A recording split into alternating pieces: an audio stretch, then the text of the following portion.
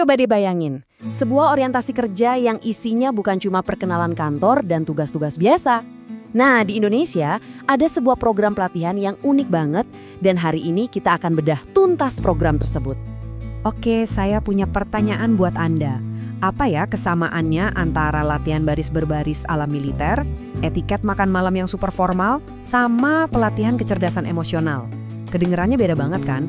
Tapi jawabannya mungkin bakal bikin Anda kaget. Ternyata semua itu adalah bagian dari satu program wajib yang namanya Bela Negara. Ya, ini semacam fondasi kesiapsiagaan yang harus dilewati oleh semua calon abdi negara baru di Indonesia. Supaya kita lebih paham, kita bakal kupas program ini dari 6 sisi. Mulai dari apa sih definisinya, kenapa perlu ada program ini, gimana latihannya, sampai apa tujuan akhirnya. Yuk, kita mulai dari bagian pertama. Oke, kita masuk ke bagian pertama. Jadi apa sih sebetulnya makna bela negara itu? Terutama di zaman sekarang dalam konteks seorang abdi negara modern. Nah, ini dia definisi resminya. Intinya ini adalah soal kebulatan sikap, tekad, dan perilaku. Semuanya didasari rasa cinta pada negara dan tentunya berlandaskan Pancasila serta UUD 1945. Jadi jelas ya, ini bukan sekedar soal angkat senjata, tapi lebih ke sebuah komitmen total dalam kehidupan sehari-hari. Konsep bela negara ini ternyata sudah berevolusi jauh. Kalau dulu mungkin kita membayangkannya sebagai perjuangan fisik, angkat senjata melawan penjajah. Tapi sekarang buat para PNS, medan perangnya sudah beda. Perjuangannya bersifat non-fisik. Lawannya, ya hal-hal seperti korupsi, disinformasi, sampai pengaruh budaya asing yang dianggap negatif. Jadi fokusnya sekarang lebih untuk memperkuat karakter bangsa dari dalam.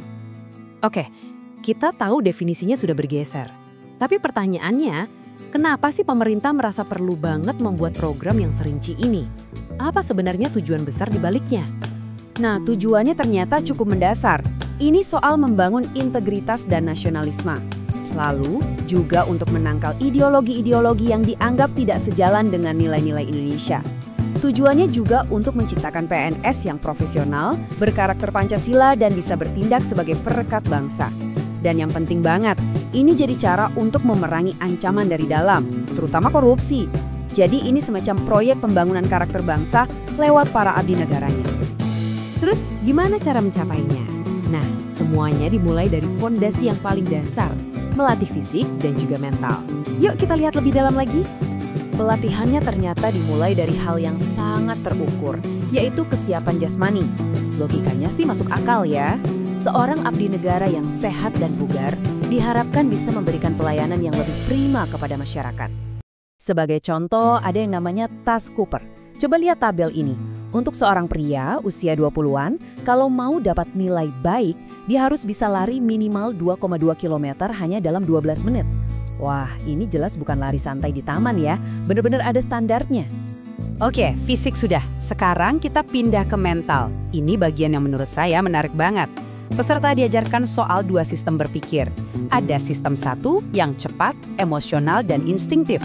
Lalu ada sistem 2 yang lebih lambat, logis, dan penuh pertimbangan.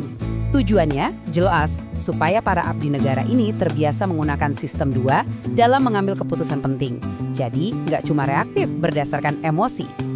Kalau tadi soal fisik dan mental, sekarang kita masuk ke bagian yang super detail. Di sini, etiket dan penampilan itu dianggap penting banget sebagai cerminan langsung dari disiplin dan profesionalisme. Dan kalau saya bilang detail, maksudnya ya bener-bener detail. Sampai cara duduk yang benar pun ada aturannya. Coba deh lihat, harus tegak, tidak boleh bersandar, posisi kaki diatur.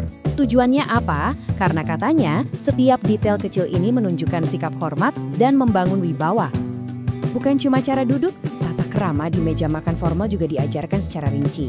Mulai dari cara pakai sendok, garpu yang benar, kapan boleh minum, sampai aturan kalau ada tamu kehormatan. Mungkin buat sebagian orang ini terdengar sepele ya, tapi ini dianggap krusial supaya mereka bisa merepresentasikan negara dengan baik, apalagi di acara-acara internasional. Tentu saja, semua ini nggak hanya jadi teori di kelas, ada bagian prakteknya. Disinilah semua pelajaran tadi diuji lewat latihan-latihan yang imersif, yang benar-benar dirancang untuk membentuk karakter. Kegiatannya macam-macam. Ada baris berbaris untuk melatih disiplin, ada juga permainan seperti balap ulat bulu atau tantangan jaring laba-laba. Kelihatannya seperti permainan, tapi sebenarnya ini adalah simulasi. Tujuannya untuk membangun kerjasama tim, kepercayaan, dan kepemimpinan saat berada di bawah tekanan. Dan puncaknya, ada yang namanya caraka malam atau kurir malam. Coba bayangkan, Anda harus melewati berbagai rintangan di tengah malam untuk menyampaikan sebuah pesan rahasia. Ini bukan cuma uji fisik, tapi benar-benar ujian untuk keberanian, integritas, dan seberapa besar rasa tanggung jawab Anda. Oke, setelah melewati semua latihan itu, fisik, mental, etiket, sampai simulasi di malam hari, sebenarnya apa sih tujuan akhirnya? Sosok abdi negara seperti apa yang ingin dibentuk dari proses ini? Ternyata, semua pelatihan yang kompleks itu mengerucut pada satu moto yang sederhana tapi sangat dalam, melayani untuk membahagiakan. Inilah prinsip utama yang diharapkan menjadi pegangan setiap abdi negara dalam menjalankan tugasnya. Jadi kesimpulannya, tujuan akhirnya bukan hanya mencetak pegawai yang pintar dan profesional.